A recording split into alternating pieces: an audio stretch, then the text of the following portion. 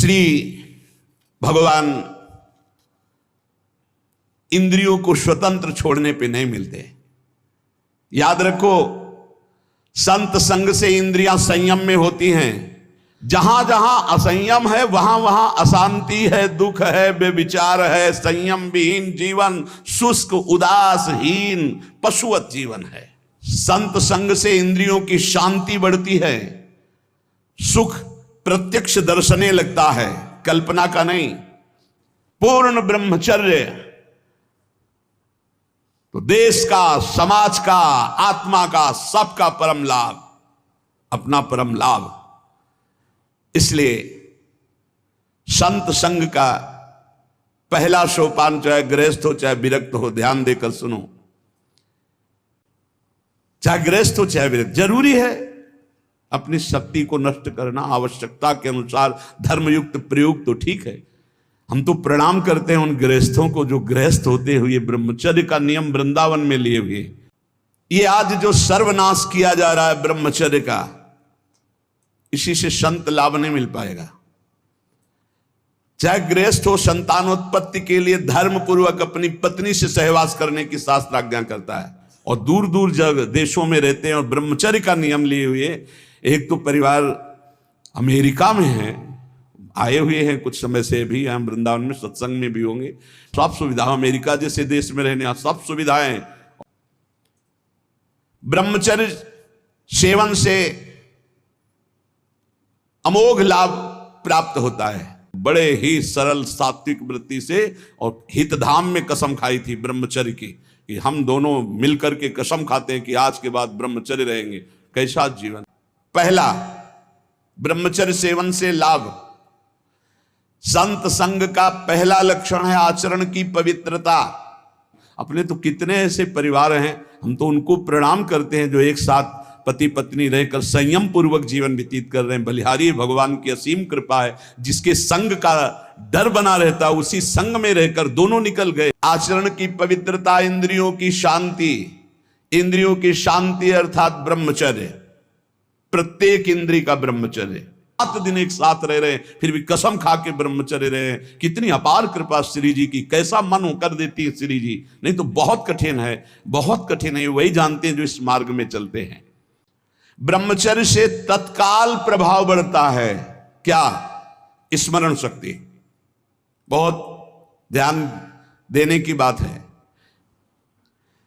जो आचरणहीन है, जिसका भोजन ठीक नहीं है, अब लाख बार कहा जाता है सतोगुण भोजन करो, सात्विक भोजन करो। बाजार का ये अमुक चीज आनी चाहिए। अगर आपको भगवत स्मृति में डूबना है तो आपको ब्रह्मचर्य का पोषण करना पड़ेगा, चाहे जो हो। इसके बिना स्मरण शक्ति आपकी काम नहीं करेगी। पता नहीं कौन सी बुद्धि लोगों में फैल रही है कि घर का दाल रोटी बना करके नहीं खाएंगे, बाजार का आना, ऑनलाइन आना चाहिए। ऑनलाइन नहीं हो जाओगे, हाँ ऑनलाइन में चले जाओगे। बहुत समझो, सावधान खान पान, नहीं तो ऑनलाइन में बुद्धि घूमेगी।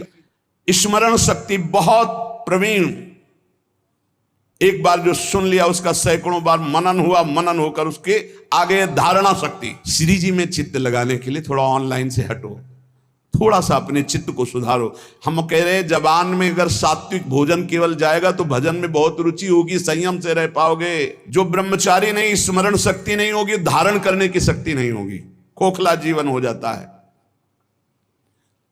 स्मरण शक्ति, धारणा शक्ति और संकल्प शक्ति, ये बावरे नहीं थे पुराने संत महात्मा जन की, जो सात्विक ब्रजवासियों का अन्न या भिक्षान्न या सात्विक। देखो 10 दिन केवल देखो, शुद्ध दाल रोटी पाओ, मूंग की दाल वाली रोटी पा लो, फिर आप देखो भजन करके इतने बजे जगना है, इतना करना है, ऐसे चलना है, ऐसे सब होगा। और जब ब्रह्मचर्य नहीं तो चाहे 1000 बार संकल्प करो, तुम्हारे काम में नहीं आएगा। कोई भी कहीं भी हो, सात्विक वृत्ति से अपने घर का भोजन करो, कम से कम दाल पानी से धो लिए हो। और वैसे तो शुद्ध क्या रह गया, इतने केमिकल गेहूं में डाले जाते हैं, वो सब आकर के शरीर के ब्लड प्रेशर को, हृदय को, कई तरह के रोग पैदा करें। अब किसको किसको समझावे।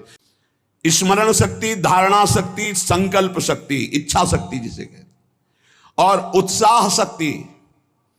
और शरीर शक्ति, ये शक्तियां उसके अंदर प्रकाशित होती हैं जो ब्रह्मचर्य का पोषण करता है। गाय के गोबर आदि से जो फसल होती थी, बहुत 8 मन या 10 मन होते थे। हम किसान के घर में पैदा हुए तो हमें पता है। अब 40 मन 50 मन होती है। तो जब 8-10 मन पैदा होती थी तो सरकारी अस्पताल के बाद स्कूल हमारा था। स्मरण धारण करना, जो संकल्प नियम ले उसका अक्षरशः पालन करना और उत्साह बना रहना और शरीर में स्फूर्ति रहना। ब्रह्मचर्य एक विलक्षण महाव्रत है। ब्रह्मचर्य पालन करता है, रोग से लड़ने की सामर्थ्य आती है, शोक स्पर्श नहीं कर सकता, मोह पर विचार करने की सामर्थ्य आती, प्रमाद स्थिति नहीं रहती, अकर्मण्यता नहीं रहती, अकाल मृत्यु नहीं होती। ब्रह्मचारी का सौंदर्य प्रस्फुटित होता है, एक नूर उसके चेहरे पे झलकता है जो ब्रह्मचर्य को धारण करता है। एक नवीन आकर्षण, बालवत चेहरा, एक आकर्षण होता है। भागवती ब्रह्मचारी कभी विचारों से दरिद्र नहीं होता है, चिंता नहीं होती, उसके हिंसात्मक वृत्ति नहीं होती, द्वेष नहीं होता, ईर्ष्या नहीं होती, अशांति नहीं होती। ब्रह्मचर्य समस्त दोषों का नाश कर देता है। और जिसका ब्रह्मचर्य पुष्ट होने लगता है उसके शरीर से सुगंध आने लगती है। सुगंध, जो भोगी पुरुष होता पास से निकल जाए तो दुर्गंध निकलेगी, और जो ब्रह्मचारी होगा तो उसके शरीर में सौरभ होगी।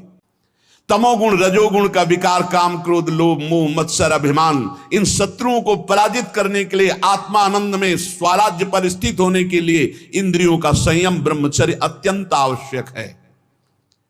ब्रह्मचारी का एक एक रोम तेज से युक्त होने लगता है, चेहरे पर हर समय प्रफुल्लता मुस्कान।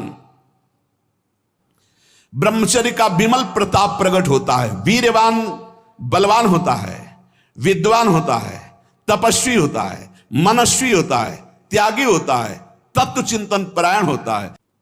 उसका हृदय नंदन वन हो जाता है, आनंदवन,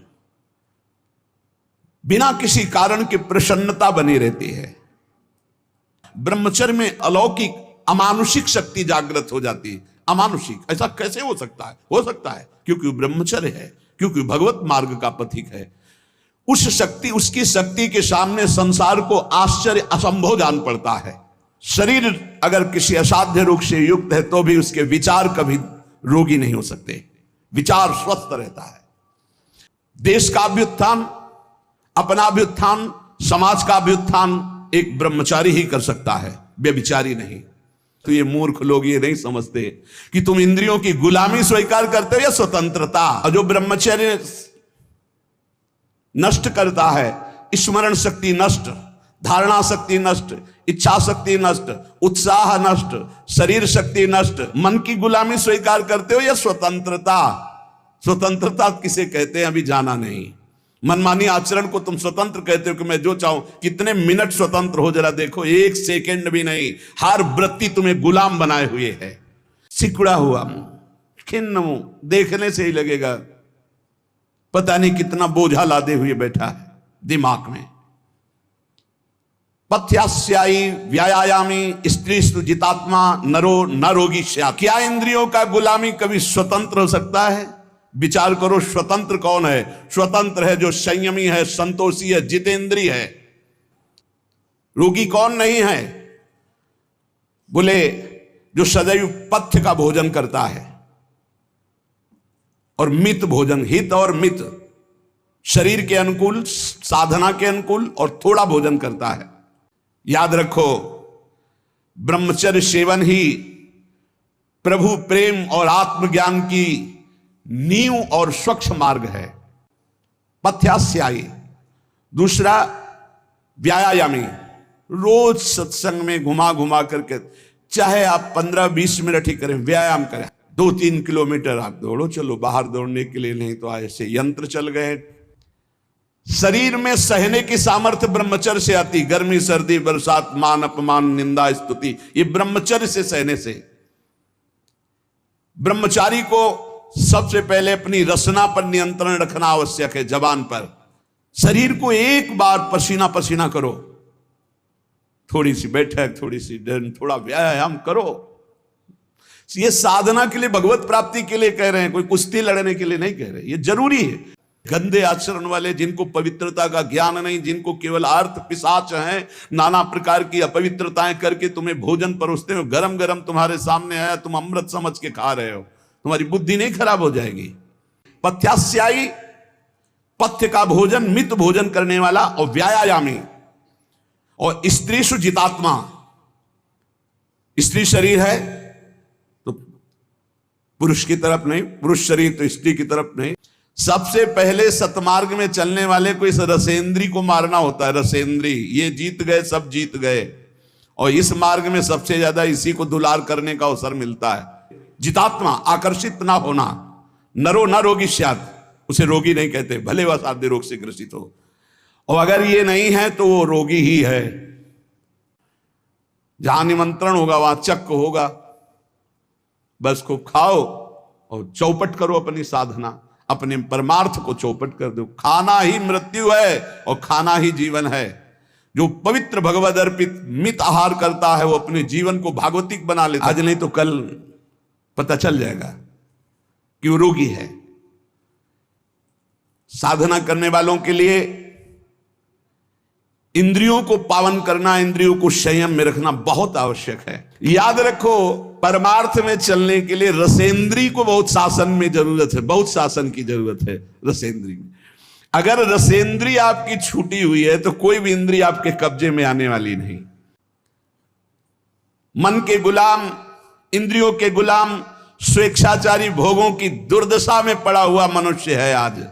भोजन किया जाता है जीवन रखने के लिए, प्राणों का पोषण। और आप ये समझो, जैसे आप 400 ग्राम अन्न पा लिए तो आपकी जीवनी शक्ति उसमें पचाने में कम लगेगी और आपके चिंतन में ज्यादा लगेगी। 800 ग्राम डाल लिया। असंयमी मनुष्य का मन और मस्तिष्क, ध्यान से सुन लीजिए, असंयमी जो अपनी इंद्रियों मन को मनमानी लगाए हुए है, उसका मन और मस्तिष्क और हृदय सड़ा देते हैं, जीवन को सड़ा देते हैं।